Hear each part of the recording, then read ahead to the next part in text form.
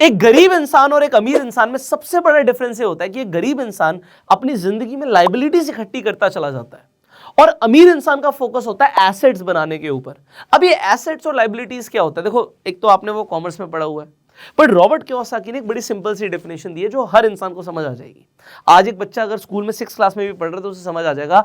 Asset वो चीज होती है अकॉर्डिंग टू रॉबर्ट कियोसाकी जो आपकी जेब में पैसा लेकर आती है। Something that brings you money is asset. मतलब कोई चीज आपकी जेब में पैसा लेकर आ रही है। और लायबिलिटी क्या होती है? जो आपकी जेब से पैसा लेकर जा रही है।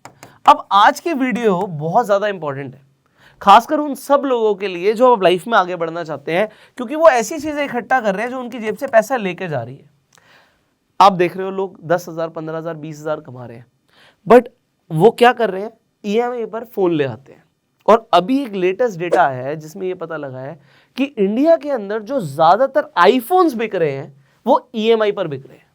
मतलब लोग क्या कर रहे हैं? वो अफोर्ड नहीं कर सकते, बट वो सोचते हैं यार ईएमआई पर तो हम कर सकते हैं, ईएमआई पर ले लेते हैं। और आप अपनी जिंदगी में ना एक डेट ट्रैप क्रिएट कर रहे हो। डेट ट्रैप क्या होता है? उधारी की जिंदगी, जिसमें आप सिर्फ उधार देते हुए अपनी पूरी जिंदगी बिता देते हो। आज हम स्टेप बाय स्टेप कई सारी चीजों को समझेंगे और ये समझेंगे कि हम अपनी लायबिलिटीज को एसेट्स में कैसे क्रिएट कर सकते हैं। इनफैक्ट आपकी जो एग्जिस्टिंग लायबिलिटीज है, जो आपने ऑलरेडी ले आए हो ना घर पे, उन चीजों की बात करेंगे, उनसे भी आपकी जेब में कैसे पैसा आ सकता है। हम बात कर रहे थे राहुल की। राहुल एक मिडिल क्लास फैमिली से आता है। अब वो कई सारी गलतियां लाइफ में कर सकता है, पर अब जैसे जैसे वो इस सीरीज में आगे बढ़ रहा है, वो फाइनेंशियली अवेयर हो रहा है, समझदार हो रहा है। उसे ये समझदारी भी दिखानी है कि लाइफ में एसेट्स क्रिएट करने हैं। जितने ज्यादा एसेट्स होंगे तो आप एक रियल वेल्दी इंसान बन पाओगे। ओके, शुरू करते हैं। ऐसी कौन कौन सी चीजें हैं जो हमें अपने फोकस में अब लेकर आनी है? ठीक है, तो बिफोर आई स्टार्ट, एक बहुत इंपॉर्टेंट मैसेज है जो आज मैं आपको देना चाहता हूं, और वो मैं आपको दूंगा एक स्टोरी के माध्यम से। ये कहानी है इटली की। तो इटली के अंदर एक विलेज होती थी। उस विलेज की एक अजीबोगरीब प्रथा थी। जैसे जैसे माँ बाप बूढ़े हो जाते थे और घर के ऊपर एक बर्डन बन जाते थे, जब वो फिजिकल एक्टिविटीज भी अपनी खुद से नहीं कर पाते थे, तो जो घर का सबसे बड़ा बेटा होता था वो अपने माँ बाप को पहाड़ की चोटी पर लेकर जाता था और वहां से माँ बाप को धक्का देता था। अब आपको सोच के कितना बुरा लग रहा है ना, पर ये उस गांव की प्रथा थी। सब इकट्ठे हो जाते थे जब वो लड़का अपने माँ बाप को लेकर जाता था। तो अब एक बार बारी आती है उसी गांव के एक लड़के की, पर उसकी माँ नहीं होती, सिर्फ उनके पिताजी होते हैं। अब पिताजी घर से निकलते हैं, उन्हें पता है मेरा आज आखिरी दिन है, और पूरा गांव इकट्ठा हो जाता है। उन्हें पता है कि ये अब जा रहे हैं, और सब मतलब देख रहे हैं, मुस्कुरा रहे हैं, जा रहे हैं। पर उस लड़के के ना आंखों में आंसू आ जाते हैं। वो उस गांव से तो बाहर निकल जाता है, पर रास्ते में वो सोचता है कि मेरे पिताजी ने मुझे जिंदगी भर पाला पोसा बड़ा किया, इतना कुछ सिखाया, उनके साथ इतनी यादें हैं मेरी, मैंने कैसे धक्का दे सकता हूं? मैं नहीं कर सकता ये काम। और वो अपने पिताजी को यही बोलता है कि मैं आपको धक्का नहीं देने वाला हूं। उसके पिताजी समझाते हैं, नहीं, पूरे गांव में सभी यही करते हैं, मैं तेरे ऊपर बर्डन बन गया हूं, मुझे फेंक दे भाई, पहाड़ से फेंक दे, मैं मर जाऊंगा, कोई दिक्कत नहीं है, तुम तो खुशी से रहोगे ना। वो कहता नहीं, ऐसा मैं नहीं करूंगा। अब वो शाम को अंधेरे के टाइम में अपने पिताजी को एक घर में लाके रख देता है। किसी को कुछ नहीं बताता, किसी को नहीं पता लगता कि वो वापस आ गए हैं। अब धीरे धीरे होता क्या, गांव में वो जो लड़का होता है वो बहुत कामयाबी हासिल करता है, बहुत अमीर बन जाता है। तो कुछ सालों के बाद लोग उससे पूछते हैं कि भाई हम सब तो एक जैसे थे, तू इतना अमीर कैसे बन गया? तो वो समझाता है कि भाई तुम सबने मुझे बोला कि अपने पिताजी को जाके धक्का दे आओ, मुझसे नहीं हुआ। आज भी मेरे पिताजी जिंदा हैं और रोज शाम को मैं उनसे मिलता हूं, उनसे जिंदगी के वैल्यूएबल लेसन्स लेता हूं, और आज वो मेरी सबसे बड़ी एसेट है। और लोग क्या करते हैं, माँ बाप को अपनी लायबिलिटी बना लेते हैं। तो अभी हम लायबिलिटी एसेट्स की बात कर रहे हैं। लायबिलिटी वो कुछ भी हो सकता है जो आपके ऊपर एक बर्डन हो, आपकी जेब से पैसा लेता हो, पर आप अपने लायबिलिटी को एसेट कैसे बनाते हो, बहुत इंपॉर्टेंट है। ये स्टोरी मैंने इसलिए आपको बताई है क्योंकि इस स्टोरी के अंदर एक बहुत ही शानदार मैसेज है। तो हम जिन चीजों को लायबिलिटी समझ रहे हैं, जरूरी नहीं कि हमारी लायबिलिटी हो। इनफैक्ट रॉबर्ट कियोसाकी ऐसा खुद कहते हैं, रिच डैड पुअर डैड के ऑथर ऐसा कहते हैं कि आजकल लोग बच्चे पैदा कर रहे हैं, है ना, कुछ सोचते समझते नहीं है, कोई फाइनेंशियल प्लानिंग नहीं करते, और वो बच्चे पैदा कर देते हैं, बच्चे लायबिलिटी होते हैं। अब इंडिया के अंदर ऐसे बहुत सारे लोग होंगे जो कॉन्ट्राडिक्ट करेंगे कि भाई रॉबर्ट कियोसाकी ऐसे कैसे बोल सकते हैं, बच्चे तुम्हारे लिए एसेट होते हैं। अब इंडिया के अंदर क्या है, आप समझिएगा, एक एक चीज को समझेंगे। सबसे पहले जो हमारे पेरेंट्स हैं, इंडिया के अंदर मैं बात कर रहा हूं, विदेशों में नहीं। विदेशों में पेरेंट्स क्या करते हैं, 18 साल के बाद अपने बच्चों को कहते हैं अपनी जिंदगी जियो, अपना अलग घर रहो। अगर तुम्हें इस घर में रहना है तो किराया देना पड़ेगा। आप सोचो, आप में से कई सारे लोग हैं जो 18 साल से ऊपर होंगे, इस वीडियो को देख रहे होंगे, आपके कल माँ बाप बोल दे बेटा इस घर में रहना है तो किराया देना पड़ेगा, आपको कैसा लगेगा? विदेशों में ऐसा होता है, पर इंडिया में ऐसा नहीं होता, क्योंकि इंडिया के अंदर हमारी मेंटालिटी अलग है, हमारी अपब्रिंगिंग अलग है, हमारे संस्कार अलग है। सो पेरेंट्स जो होते हैं, एक तो हमें पेरेंट्स की इज्जत करना सिखाया जाता है, तो कोई यहाँ पे धक्का नहीं देता अपने माँ बाप को।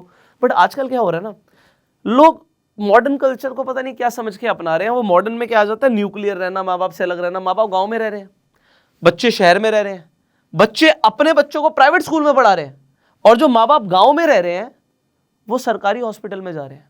अच्छा, माँ बाप को कुछ हो जाता है तो फिर बच्चे जाते हैं गाँव में मिलने, और वो कहते हैं मैं प्राइवेट में ले जाता हूँ आपको, हॉस्पिटल में इलाज करा देता हूँ। तो माँ बाप खुद बोलते हैं बेटा क्यों इतना खर्चा कर रहा है ना। पेरेंट्स अपने बच्चों पे बहुत खर्चा करते हैं, क्योंकि उन्हें लगता है जो उनके चिल्ड्रन है ना, यही इनका रिटायरमेंट प्लान है। हम रिटायरमेंट की बात करते हैं, ये थोड़ा सा ना फैंसी वर्ड है, ये भी अगेन थोड़ा सा आप कह सकते हो वेस्टर्न शब्द है, क्योंकि इंडिया के अंदर आज से आप कुछ साल पहले चले जाओ, 100 साल पहले चले जाओ, तो लोग एक्चुअल में रिटायर नहीं होते थे, अपने मरते दम तक वो काम करते थे, और जब वो थोड़े से बूढ़े हो जाते थे, वो काम नहीं भी कर पाते थे, तो लोग उनसे सलाह लेते थे। वो एक्टिवली इन्वॉल्व रहते थे फाइनेंशियल डिसीजंस में, बिजनेस डिसीजंस में, और पर्सनल डिसीजंस में। पर आज की डेट में क्या हो गया, बड़े बुजुर्गों से कोई राय नहीं लेता, सब अपने आप को ओवर स्मार्ट समझते हैं ना। यहां पर पेरेंट्स अपने बच्चों पे इतना भरोसा करते हैं, इतनी खर्चा करते हैं, एजुकेशन में खर्चा करते हैं, स्पेंडिंग्स करते हैं। माँ बाप कहते हैं मैं पढ़ा लिखा नहीं हूं तो क्या हुआ, मैं अपने बच्चों को लोन लेकर पढ़ाऊंगा, और इस बच्चे पे खर्चा किया जा रहा है, इसे रिटायरमेंट प्लान समझ के कि ये हमारे लिए हमारे बुढ़ापे की लाठी बनेगा। पर आज की डेट में बच्चों की क्या मेंटालिटी है, ऐसा समझो, जो आज बच्चे हैं ना, पहली बात तो इसे ये नहीं पड़ी, वो आपने बागवान मूवी देखी ना, कि अमिताभ बच्चन के पास पैसे नहीं होते है ना, चश्मा बनवाना होता है, अपने बेटे को बोलता है, और जब वो मना कर देता है तो ईगो पे बात आती है। इसलिए फाइनेंशियल प्लानिंग इंपॉर्टेंट है, आपको खुद से फाइनेंस अपने प्लान करने हैं अब, क्योंकि बच्चे जो है ना वो कमाना शुरू करते हैं तो पहले उन्हें अपने ऊपर खर्चा करना होता है, उन्हें आईफोन लेना होता है, उन्हें अपनी बाइक लेनी होती है, कोई गर्लफ्रेंड बन जाती है तो गर्लफ्रेंड के बर्थडे पे 5-10 हज़ार खर्च करने हैं। वो कैसे होगा वो नहीं समझ आ रहा, तो माँ बाप के बारे में तो क्या सोचेगा वो, और उसके बाद उसके खुद के खर्चे नहीं निकल रहे। और अगर कोई फाइनेंशियल इमरजेंसी आ गई, तो हम इमरजेंसी फंड की अगर बात करें तो इनके पास कोई इमरजेंसी फंड नहीं है। आज का जो यूथ है ना, इसके पास कोई इमरजेंसी फंड नहीं है। इसके लिए इमरजेंसी फंड क्या है, माँ बाप, पेरेंट्स इमरजेंसी फंड है। अब शादी करनी है तो माँ बाप कराएंगे, और माँ बाप पहले ही इतना खर्चा कर चुके हैं, तो शादियां जब इंडिया में करनी होती है ना लोगों को, लोग अपनी प्रॉपर्टीज बेचते हैं दिखाने के लिए सोसाइटी को। तो ये जो कल्चर है ना थोड़ा सा अलग है। अब हम आज के टॉपिक के ऊपर बात करने वाले हैं, लाइबिलिटीज को एसेट्स में कैसे कन्वर्ट करना है। तो सबसे पहले तो लाइबिलिटीज कम से कम खरीदनी है, और अगर आप खरीद रहे हो, एग्जाम्पल के लिए आप आईफोन खरीद रहे हो, तो आपके लिए ये एक लाइबिलिटी हो सकती है। पर एग्जाम्पल के लिए कोई आदमी आईफोन से वीडियो शूट करना सीख ले, और अगर वो शूट करना सीख ले और वो यूट्यूब पर वो वीडियोस बनाकर डाले, तो शायद वो कुछ पैसे कमाए, आज नहीं कल, थोड़ा टाइम जरूर लग सकता है, सीखने में टाइम लग सकता है, पर इस आईफोन की वजह से वो पैसे अगर कमा सकता है। तो अब क्या हुआ, ये आईफोन पैसे लाकर दे रहा है। तो रॉबर्ट कियोसाकी की डेफिनेशन के अकॉर्डिंग ये क्या होगा, ये हमारे लिए एसेट हो जाएगा, लाइबिलिटी नहीं होगी। पर अगर आप आईफोन सिर्फ शो ऑफ के लिए खरीद रहे हो, तो फिर ये क्या हुआ, ये आपके लिए एक लाइबिलिटी हुई। बट आप कई लोग बोलेंगे यार अगर वीडियोस ही बनानी है, जरूरी थोड़ी है कि हम 1 लाख का फोन खरीदें। भाई 25, 30, 50 हज़ार वाले फोन से भी अगर वो काम हो सकता है, थोड़ी सी कम क्वालिटी आएगी, अगर वो हो सकता है तो पहले वो किया जाए। तो ये आपको समझना है, ये एक समझ लानी है। अगर आप एक बाइक खरीद रहे हो, देखिए कई सारे लोग हो सकता है इस बात को सीरियस लें, अपने दिल पर ले लें, बट इंडिया में पता है क्या है, आप में से ना बहुत सारे लोग ऐसे हैं जो कमाना बहुत ज़्यादा पैसा चाहते हैं। आप जॉब करना चाहते हो, और जॉब आप चाहते हो सीधा एमएनसी में मिल जाए, मुझे ना हफ्ते की 2 छुट्टियां मिले, और उसके अलावा मुझे पेड लीव्स मिले, और मेरे को ये मिले, और मुझे वो मिले, मुझे बहुत कुछ मिले। और आप डिजर्व करने के ऊपर, आप उसे डिजर्विंग बनने के ऊपर फोकस नहीं कर रहे, और आप चाहते बहुत कुछ हो, आपकी एक्सपेक्टेशन बहुत कुछ है, और सोशल मीडिया ने एक्सपेक्टेशंस को बढ़ा दिया। और अगर आपको कोई कम पैसों की नौकरी मिलती है, 20, 25, 30 हज़ार की नौकरी मिलती है, तो वो आपको करनी नहीं है। तो आप क्या है ना, अपनी एक्सपेक्टेशंस अगर अनरियलिस्टिक रखोगे और डिजर्विंग बनने पे काम नहीं करोगे, ये भी एक बहुत बड़ा चैलेंज है। सो अगर आप बाइक ऐसी ले रहे हो जो आप शो ऑफ के लिए ले रहे हो, तो आपको लगेगा कि यार ये तो मेरे को चाहिए क्योंकि मेरे सारे दोस्तों के पास है। आपको ऐसे कंपैरिजन नहीं करना चाहिए। आजकल जो बच्चे स्कूल में जाते हैं ना, जो मिडिल क्लास फैमिलीज हैं, उनके दिमाग में आजकल एक चीज़ है जो मैंने बड़े कॉमनली ऑब्जर्व करी है। लोग क्या कहते हैं, मैं ना अपने बेटे को महंगे स्कूल में नहीं भेजूंगा, पढ़ाई कराऊंगा बट महंगे स्कूल में नहीं भेजूंगा। मैं कहता हूँ ऐसा क्यों? तो कहते हैं अगर महंगे स्कूल में जाएगा तो वो फिर कंपैरिजन करेगा कि मेरे दोस्त के पास तो ऐसी कार है, ऐसी बाइक है, उसके पापा ने ये किया और हम तो वो नहीं कर पाएंगे, तो मैं अपने बेटे को ऐसे स्कूल में नहीं भेजूंगा, है ना। ऑल्दो मैंने जैसे आपको स्टार्टिंग में बताया था कि एनवायरनमेंट का बहुत अलग असर पड़ता है, कि अगर उस बच्चे के ऐसे दोस्त बनेंगे जो एक अच्छे सर्कल से होंगे तो उसको लाइफ में अपॉर्चुनिटीज़ काफ़ी मिल सकती हैं, है ना, उसे काफ़ी सारी हेल्प मिल सकती है। और ऐसे मैंने कई बार देखा भी है कि एक ऐसा बच्चा जो साथ में पढ़ा, मतलब स्कूल में पढ़ाई करी साथ में, उसके सारे दोस्त अमीर थे, वो बच्चा इतने अच्छे बैकग्राउंड से नहीं था, पर हुआ क्या, उसने अपने एक फ्रेंड के बिजनेस को ज्वाइन कर लिया। तो जब फ्रेंड बड़ा हुआ, वो भी बिजनेस में आया, तो उसने देखा मेरे एक दोस्त है और बहुत अच्छा दोस्त है और ये इसमें दिमाग बहुत है, तो उसने उसे अपने बिजनेस में इन्वॉल्व कर लिया। अब उसे क्या करता था, वो सैलरी भी देता था कुछ और इसमें कोई शर्म नहीं थी, और दूसरी चीज उसे कुछ इंसेंटिव्स भी देता था, incentives in the sense percentage देता था सेल्स के ऊपर। तो इससे बेनिफिट क्या होता था, एनवायरनमेंट से उसे सीधा सीधा ना क्या मिल गया, वो कहते हैं ना कि लाइफ में कुछ ऐसे लोगों का मिलना जरूरी जो हाथ पकड़ ले, तो एनवायरनमेंट से मिलते हैं, इसलिए नेटवर्क बनाना बहुत जरूरी है। स्कूल से नेटवर्क बनता है। अब कई सारे ऐसे लोग होंगे जो अगेन इस बात पे कॉन्ट्राडिक्ट करेंगे कि यार जो अमीर लोग होते हैं ना, उनके बच्चे तो ड्रग्स लेते हैं। क्या सब लेते हैं? क्या सब बच्चे बेकार होते हैं? ऐसा नहीं होता, है ना। तो क्या हो सकता है कि गरीब इंसान भी नशा कर सकता है, तो उसमें वो सस्ते नशे भी होते हैं। पॉइंट यहाँ पर ये है, ये मैं बाइक वाला एग्जांपल जो दे रहा हूँ, अगर आज मैं किसी बच्चे को बोलूंगा ना कि यार तू एक गरीब फैमिली से है, तू बाइक ले रहा है या तेरे घर में बाइक खड़ी है, तो थोड़ा सा काम कर ले। अगर किसी को बोल दे कि भाई तू डिलीवरी बॉय बन जा, तो आप कहोगे यार आप इतने बड़े चैनल पर आके या कैसी बातें करोगे, डिलीवरी बॉय बन जा। मैं आपको क्या बताता हूँ कि यार ये जरूरी नहीं है। आप अपने घर की आज की परिस्थिति देखो ना, आज घर में पैसा है, काम कोई छोटा बड़ा नहीं होता मेरे भाई, काम कोई छोटा बड़ा नहीं होता। आपको एक और एग्जांपल देता हूँ, ये बात दुबई की है। तो एक टैक्सी ड्राइवर था, वो पाकिस्तान से था, तो उसने क्या किया, उसने देखा रोड पे ना पत्थर पड़े हैं, तो उस टैक्सी ड्राइवर ने टैक्सी साइड लगाई और पत्थरों को उठा के ना साइड किया, साइड में रख दिया। तो ये बात ना पता लगी वहां के प्रिंस को। जब वहां के प्रिंस को ये बात पता लगी कि यार, उन्होंने देखा कि भाई एक आदमी इतना टाइम लगा के पत्थर हटा रहा है और उसकी जरूरत नहीं थी, तो कोई भी नहीं भी करता तो चलता है, ये तो फिर गवर्नमेंट की ड्यूटी लोग डाल देते हैं, तो लोग सरकार को ब्लेम करते हैं, सरकार ने ऐसा किया, सरकार ध्यान नहीं रखती। तो इस आदमी ने जिम्मेदारी ली, कोई काम को छोटा बड़ा नहीं समझा। तो उस प्रिंस ने उस टैक्सी ड्राइवर को घर पे बुलाया, खाना खिलाया और करोड़ों रुपए इनाम में दे दिए। अब मैं नहीं कहता आपके साथ ऐसा होने वाला है, पर बात यह है कि पहली बात तो उसका काम था नहीं वो। दूसरी चीज, अच्छे कर्म करने के लिए या कोई काम करने के लिए आपको ये नहीं सोचना चाहिए मेरा काम नहीं है ना। आप कोई अच्छा काम कर रहे हो, आपको करोड़ों रुपए नहीं भी मिले तो आपको अंदर से खुशी होनी चाहिए कि मैंने कुछ अच्छा किया। आज अगर आप अपनी घर की परिस्थिति देख रहे हो, आपको कोई छोटा मोटा काम भी मिलता है तो उसे पकड़ लो ना। आज आपके घर में एक बाइक खड़ी है, तो इस बाइक को, ये आपके लिए एक लाइबिलिटी है, आपने ऑलरेडी पहले कभी खरीदी थी, बट इस बाइक को कैसे यूज कर सकते हो आप। आपके पास अगर घर में कोई एक्स्ट्रा कार खड़ी है, क्या आप इसे ऐसे यूज कर सकते हो? अगर अब मैं यहाँ पे बोलूं कि भाई कोई आदमी ओला का ड्राइवर बन जाए या उबर का ड्राइवर बन जाए, तो आप कहोगे यार कैसी छोटी छोटी बात है आज की अगर आपकी नीड पूरी होती है तो आप धीरे धीरे, विजन तो बड़ा रखो जिंदगी में बनने का, बट आप काम तो शुरू करो, कहीं से पैसे तो आने चाहिए, दैट इज इंपॉर्टेंट। अगर आज आपके पास घर में कैमरा रखा है, आपको शौक था एक कैमरामैन बनने का, क्या आप इस कैमरे को रेंट पर दे सकते हो? आप अपने आसपास की ऐसी किसी जगह से बात करो जहां पे कैमरे रेंट पर मिलते हैं और उन्हें बोलो मेरे पास भी एक कैमरा है, आप मुझे थोड़े कम पैसे दे दीजिएगा, बट ये रेंट पर जा सकता है। तो होगा कि आपको कुछ पैसा आने लग जाएगा और जो आपकी लाइबिलिटीज, एग्जिस्टिंग लाइबिलिटीज है ना, ये आपके लिए एक एसेट का काम करेंगी। अगर आपके पास कोई एक्स्ट्रा प्रॉपर्टी है तो उसमें थोड़ा सा रिनोवेशन का खर्चा करके अगर वहां से कुछ रेंट आ सकता है तो जरूर लो। अब माइंडसेट हमारा क्या होना चाहिए? माइंडसेट होना चाहिए ज्यादा से ज्यादा एसेट्स बनाने का। अब एसेट्स के लिए आप क्या करते हो? एग्जांपल, आप स्टॉक्स खरीदते हो। अगर आप स्टॉक्स खरीदते हो तो आपको पता है आप स्टॉक्स के बढ़ने से तो पैसा कमाओगे, ये तो आपको एक तरीका पता है कि स्टॉक्स एप्रिशिएट होंगे, हम पैसा कमाएंगे। दूसरा तरीका आपको पता लगे कि आपको डिविडेंड्स भी आते हैं। इनफैक्ट अगर आपको डिविडेंड्स पे एक अलग से वीडियो चाहिए तो हम बना सकते हैं, बट उसके लिए आपको कमेंट करना पड़ेगा, yes I want a video on dividend. तो डिविडेंड इनकम क्या होती है, कैसे आ सकती है, कैसे आप बना सकते हो, उसके ऊपर वीडियो बना सकते हैं। थर्ड,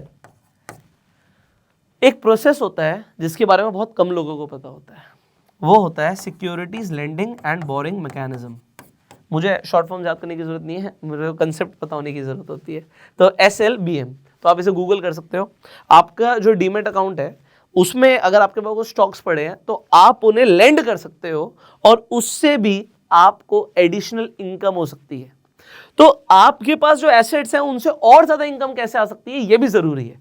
सो लायबिलिटीज को हमें धीरे धीरे करके एसेट्स में कन्वर्ट करना है, और जो हमारे पास ऑलरेडी एसेट्स हैं उनसे हमें ज्यादा कैसे पैसे आ सकते हैं इसके बारे में सोचना। एग्जांपल, आप एक घर में रहते हो, आपका घर मान लीजिए 3 मंजिला, आपके पास 3 फ्लोर्स हैं घर में, आपका 1 या 2 फ्लोर में काम हो जाता है, तो आप एक एक्स्ट्रा फ्लोर रेंट पर दे सकते हो। मैंने कई सारे अमीर लोगों को देखा ये करते हुए कि भाई नीचे रह रहे हैं और बहुत पैसा है ऑलरेडी, बट वे फिर भी वो सोचते हैं कि यार 1 फ्लोर खाली पड़ा है, इसे रेंट पे दे देते हैं, इसे रेंट पे देने से कुछ एक्स्ट्रा पैसे आएंगे, चल खाली तो नहीं पड़ा रहेगा। उनकी मेंटेलिटी क्या होती है, यार चल कुछ तो आ रहा है ना, कुछ तो आ रहा है।